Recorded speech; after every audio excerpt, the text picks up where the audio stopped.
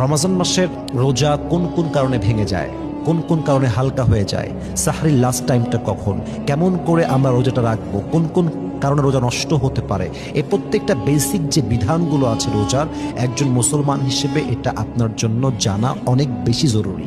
এই জন্য রোজার মাস আসার পূর্বে কিতাব খুলবেন, আলেমদের বক্তব্য শুনবেন, রোজার যে বেসিক বিধানগুলো আছে প্রত্যেকটাকে স্টাডি করবেন। মানে এমন যেন না হয়ে যায় যে আপনি এতটা জাহেল এই বিষয়ে, এতটা আপনার জ্ঞান কম যে আপনি রোজাও রাখছেন, আপনি স্ত্রী সহবাস করছেন, কথার কথা আপনি রোজাও রাখছেন, বেশি খিদা লাগলে হালকা পানিও পান করছেন। এরকম অনেক লোক আছে যে বিধান জানে না বিধায় এমন এমন কাজ করে যে কাজটা করার সাথে সাথেই রোজাটা ভঙ্গ হয়ে যায়। কিন্তু যেহেতু সে বিধান জানে না, তাই সে এটা করার পরেও ভাবে যে আমি মনে হয় রোজাটা আদায় করতে পেরেছি। অতএব যদি রোজাকে পরিপূর্ণভাবে আদায় করতে চান, রোজার প্রত্যেকটা বেসিক যে বিধান আছে এইটা জানার দরকার। বলেন তো সবাই আছে না নাই?